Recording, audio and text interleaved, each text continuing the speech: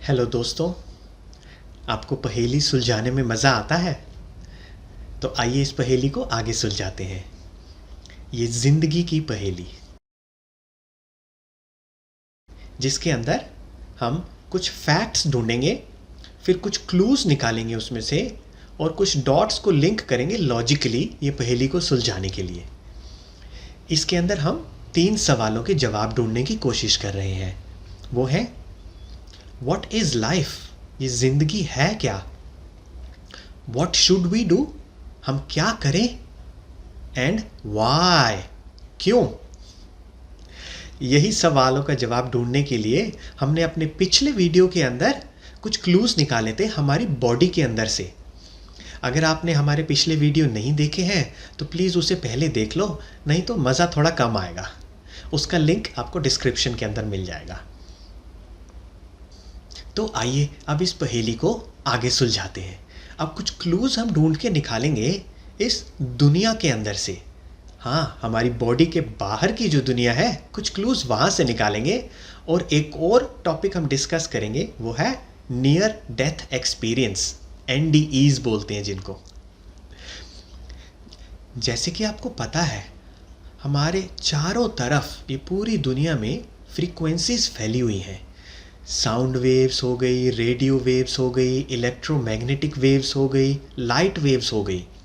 कितने तरीके की फ्रीक्वेंसी से हम घिरे हुए हैं।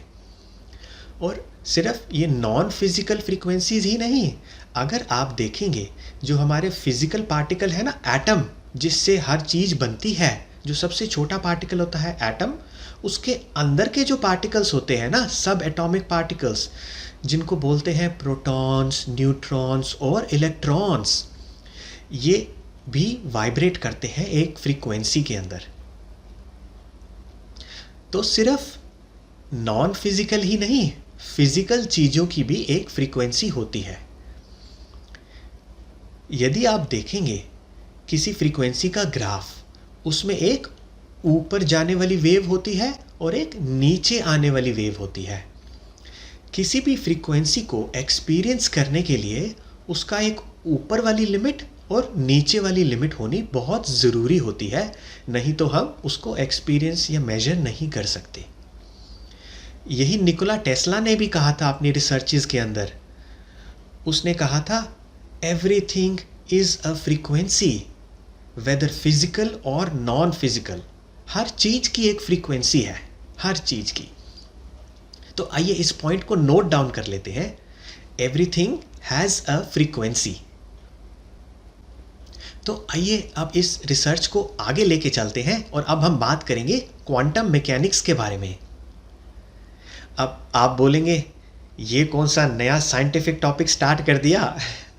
मैं इसको बहुत ही सिंपल रखने वाला हूँ, लेकिन इसको समझना बहुत ज़रूरी है, क्योंकि ये जो साइंस की नई स्ट्रीम आई हुई है, क्वांटम मैकेनिक्स, इसके अंदर से बहुत ही राज खुल रहे हैं जो हमारी एग्जिस्टेंस के बारे में हमें बहुत कुछ बताने वाले हैं, जो हमें अभी तक नहीं पता था साइंटिफिकली।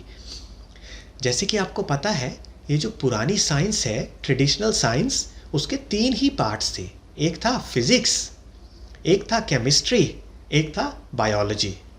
अब ये जो चौथा नया पार्ट आ गया है, क्वांटम मैकेनिक्स, इसके अंदर वो एटम होता है ना, जो सबसे छोटा पार्टिकल, उसके अंदर के जो पार्टिकल्स होते हैं ना, प्रोटॉन्स, न्यूट्रॉन्स और इलेक्ट्रॉन्स, ये उस पर एक्सपेरिमेंट करके, कुछ रिसर्च करके, नई नई थ्योरीज बना के उसको समझने की कोशिश कर रहे हैं।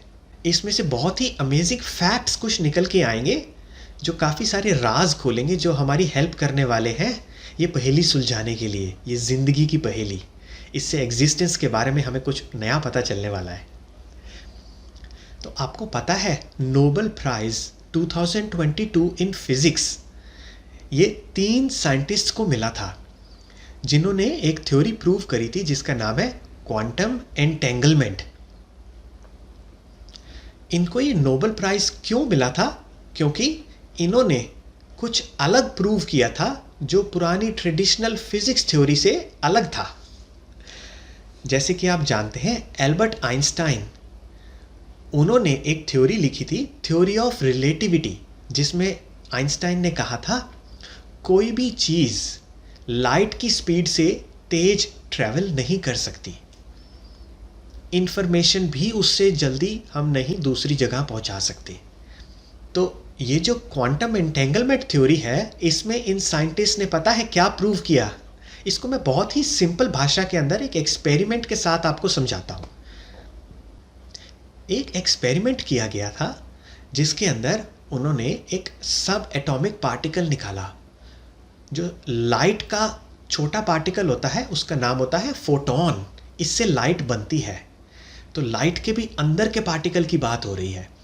इस चीज़ का ना कोई मास नहीं होता, तो इसको ईजिली और लाइट की स्पीड से ट्रांसफ़र किया जा सकता है एक से दूसरी जगह। अब उन्होंने क्या किया, ये जो फोटॉन लिया इसके दो पीसीस किए, इसीलिए क्योंकि वो दोनों पीसीस की प्रॉपर्टीज़ सेम होनी चाहिए थी। अब उन्होंने क्या किया, ये जो पार्ट ए था उसको 7 माइल्स दूर एक साइड भेज दिया। फिर जो पार्ट बी था दूसरा हिस्सा, उसको 7 माइल्स दूर ऑपोजिट डायरेक्शन में भेज दिया। तो ये जो टोटल डिस्टेंस हो गया दोनों के बीच में वो था 14 माइल्स। और ये उन्होंने एक वैक्यूम और कंट्रोल्ड एनवायरनमेंट के अंदर किया था। तो अब उन्होंने क्या किया, ये जो पार्टिकल ए होता है इस पे कुछ एक्सपेरिमेंट किया। तो ये जो पार्टिकल बी था उसने एग्जैक्टली उसी टाइम रिएक्ट किया। जैसे कि आपको पता है किसी भी पार्टिकल में कुछ चार्ज होता है, फॉर एग्जाम्पल पॉजिटिव या नेगेटिव, या फिर वो स्पिन हो रहा होता है ऊपर की तरफ या नीचे की तरफ। तो अगर उन्होंने कुछ एक्सपेरिमेंट पार्ट ए के ऊपर किया और एग्जैक्टली उसी टाइम पार्ट बी भी रिएक्ट करने लगा, तो एग्जैक्टली उसी time, no delay in time, ये उन्होंने मेजर किया था एटॉमिक क्लॉक्स के साथ। और ये एटॉमिक क्लॉक वो होती है जो एक सेकंड का लाखवें हिस्से से भी जल्दी रिकॉर्ड कर लेती है। तो इस एटॉमिक क्लॉक के हिसाब से इसमें कोई भी डिले नहीं था। एग्जैक्टली सेम टाइम पे दोनों पार्ट ने इकट्ठा एक्सपीरियंस किया। तो ये कैसे कनेक्टेड है? कुछ तो कनेक्शन है इनके बीच में। तो अब इसमें से हम एक थ्योरी निकालते हैं। अब इसको हम नोट डाउन कर लेते हैं। चीज़ें फिजिकली अलग तो हो सकती हैं लेकिन फिर भी वो कनेक्टेड होती हैं। Things can be physically separate but connected. So ये है कैसे कनेक्टेड? इसमें कुछ ना कुछ तो कोई पीछे का कनेक्शन या कोई अननोन फोर्स है जिससे ये जुड़े हुए हैं, जिसके बारे में हमें पता ही नहीं है। तो ये साइंटिस्ट लोग बहुत रिसर्च करके पता करने की कोशिश कर रहे हैं कि ये खाली अननोन फोर्स क्या है। जैसे कि आपको पता है ये जो पूरी दुनिया है, ये जो पूरे गैलेक्सीज, जो ये solar system, planets, comets, stars, ये जो पूरा ब्रह्मांड ये जो बना हुआ है, इसमें जो फिजिकल मैटर है ना वो सिर्फ 4% है। तो बाकी का जो 96% जो खाली जगह है ना, ये है वो अननोन फोर्स जिसके बारे में ये साइंटिस्ट्स को कुछ भी नहीं पता अभी। तो ये सिर्फ दुनिया में बाहर ही नहीं, आप किसी छोटे से छोटे पार्टिकल के अंदर भी अगर देखोगे ना, अगर आप कोई एटम को उठा के देखोगे, उसके अंदर जो ये पार्टिकल्स होते हैं, प्रोटॉन्स, न्यूट्रॉन्स और इलेक्ट्रॉन्स, ये एटम के अंदर के पार्टिकल्स के अलावा जो खाली स्पेस है ना, ये भी वही अननोन फोर्स है जो 96% है, जिसके बारे में साइंटिस्ट को अभी तक कुछ नहीं पता। तो इसका नाम उन्होंने दिया डार्क मैटर, क्योंकि इसके बारे में उन्हें अभी तक कुछ पता नहीं है। तो अब हम इसको भी नोट डाउन तो कर सकते हैं। Things are physically separate but connected through an unknown force. चीज़ें अलग होने के बावजूद भी कनेक्टेड थी कुछ अननोन फोर्स के थ्रू। लेकिन यहां पर एक लिंक टूटा हुआ है। ये अननोन फोर्स है क्या जिससे हर चीज कनेक्टेड हो सकती है अलग होने के बावजूद भी? तो अब हम इसके बारे में कैसे पता करेंगे? साइंटिस्ट लोग तो कोशिश कर रहे हैं कि वो कुछ एक्सपेरिमेंट करें, तो उसके लिए उनको पहले मशीन्स बनानी पड़ेंगी, फिर मशीन्स के थ्रू वो उसको मेजर करेंगे, रिकॉर्ड करेंगे, फिर उसके बेसिस पे कुछ थ्योरीज लिखेंगे, तब जाके उनको कुछ समझ आना शुरू होगा। इसमें बहुत टाइम लग सकता है, क्या पता कितना टाइम लग जाए, हमारी लाइफ टाइम ही लग जाए। तो हम इतना टाइम तो वेट नहीं करने वाले हैं। तो ये जो नॉन फिजिकल अननोन फोर्स है ना, इसके बारे में पता करने के लिए एक चीज़ और कर सकते हैं हम। अपनी ये नॉर्मल बॉडी से तो हम इसके बारे में पता नहीं कर सकते, क्योंकि हमारी बॉडी की तो लिमिट है। हमारी बॉडी की लिमिट है ये 5 सेंसेस, इसी से हम एक्सपीरियंस कर सकते हैं।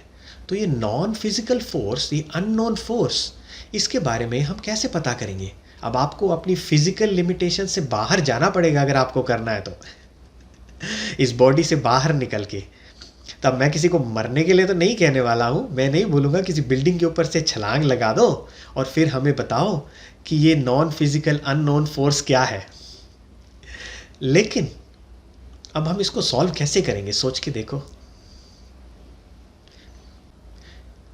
इसका जवाब ढूंढने के लिए एक और तरीका है, जिसमें हम किसी ऐसे इंसान का एक्सपीरियंस देखें जो ऑलरेडी अपनी बॉडी से बाहर आया हो या मर गया हो और फिर उसने अपना एक्सपीरियंस शेयर किया हो, वहाँ से पता लगा सकते हैं। तो अब हम बात करेंगे NDE के बारे में, नियर डेथ एक्सपीरियंस। इसके ऊपर बहुत सारे लोगों ने अपने एक्सपीरियंसेस शेयर करे हैं और हज़ारों बुक्स भी लिखी जा चुकी हैं। इसमें से बहुत सारी बुक्स तो वर्ल्ड फेमस बेस्ट सेलर्स भी रह चुकी हैं। पहले हम इसको एक एग्जाम्पल से समझते हैं कि नियर डेथ एक्सपीरियंस होता कैसा है।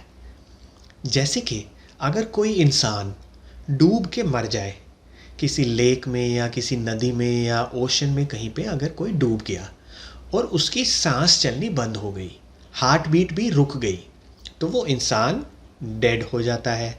लेकिन अगर कोई उसको बचा के निकाल ले और उसकी रुकी हुई सांस और हार्ट रुकने के बावजूद उसको CPR या कोई ट्रीटमेंट दिया जाए और अगर उसकी हार्ट बीट फिर से शुरू हो जाए और वो इंसान वापस से सांस लेने लगे, तो वो ज़िंदा हो जाता है। तो ऐसे एक्सपीरियंसेस को कहते हैं नियर डेथ एक्सपीरियंस। और जब ये लोग ज़िंदा हो जाते हैं, उसमें जब वो वापस ठीक होने के बाद अपना एक्सपीरियंस शेयर करते हैं, हम उसको देखते हैं कि उन्होंने क्या कहा था। तो अब इसके अंदर से बहुत सारे लोगों ने बहुत सारी बातें कही होंगी, हज़ारों एक्सपीरियंसेस अगर आप ऑनलाइन देखेंगे NDE के बेसिस पे आपको मिल जाएंगे। लेकिन अगर हमें कुछ फैक्ट निकालना है ना, तो हमें सिर्फ उसमें से कॉमन चीज़ें निकालनी पड़ेंगी। तो आइए अब उस कॉमन चीज़ों के बारे में बात करें कि उन्होंने क्या कहा था। अब एक चीज़ के बारे में उन्होंने सबने कहा कि जैसे ही वो अपनी फिज़िकल बॉडी से बाहर आए, उनको लगा वो एक खुशबू की तरह हर जगह फैले हुए हैं। तो वो हर जगह मौजूद थे। उनको कहीं भी अगर होना था तो वो उसके बारे में सोचते और उसी समय उसी जगह हो सकते थे। तो वो टाइम और स्पेस को लिमिटेड नहीं थे। और एक चीज़ उन्होंने और कही कि जब वो अपनी बॉडी से अलग हुए तो उनको क्या फील हुआ। उन्होंने बताया कि जब वो अपनी बॉडी से बाहर आए तो उनको फील हुआ कि वो अनकंडीशनल लव से घिरे हुए थे। उनके चारों तरफ एक अनकंडीशनल लव था। अब अनकंडीशनल लव को हम डिफाइन करें तो वो होता है नो स्ट्रिंग्स अटैच्ड, कोई शर्त नहीं, सिर्फ दो और उसके बदले में क्या मिलेगा उसकी इच्छा नहीं होती है। ये प्योरेस्ट फॉर्म ऑफ लव होता है। उनको वो फील हुआ कि वो अनकंडीशनल लव से घिरे हुए हैं, एक केयर और लव है उनके चारों तरफ। और जैसे कि आपको पता है, हर चीज़ की एक फ्रीक्वेंसी होती है, भले वो फिज़िकल हो या नॉन फिज़िकल हो। और आपने अपने पिछले वीडियो में देखा होगा कि हमारी फीलिंग्स की भी फ्रीक्वेंसीज होती हैं। तो ये बात तो पक्की हो गई कि वो अपने चारों तरफ जिस नॉन फिजिकल चीज़ को महसूस कर रहे थे वो था अनकंडीशनल लव। तो हम इसको नोट डाउन कर लेते हैं। We are surrounded by unconditional love beyond our physical form. अब आइए इस रिसर्च को आगे लेके चलते हैं अपने नए वीडियो के अंदर, जिसमें हम बात करेंगे डेथ के बारे में। इस टॉपिक पे बात करने से काफ़ी सारे लोग कतराते हैं क्योंकि हम सबको इस टॉपिक से डर लगता है, लेकिन इस टॉपिक को अवॉइड नहीं किया जा सकता अगर ये ज़िंदगी की पहेली सुलझानी है तो। ये बहुत ही ज़रूरी कड़ी है जिसको हमें सुलझाना पड़ेगा।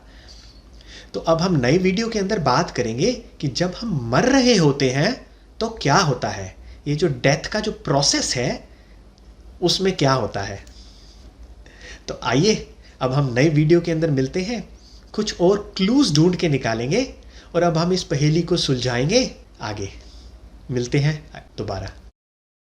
नए वीडियो की नोटिफिकेशन के लिए बेल आइकन को दबाकर ऑल सिलेक्ट करें।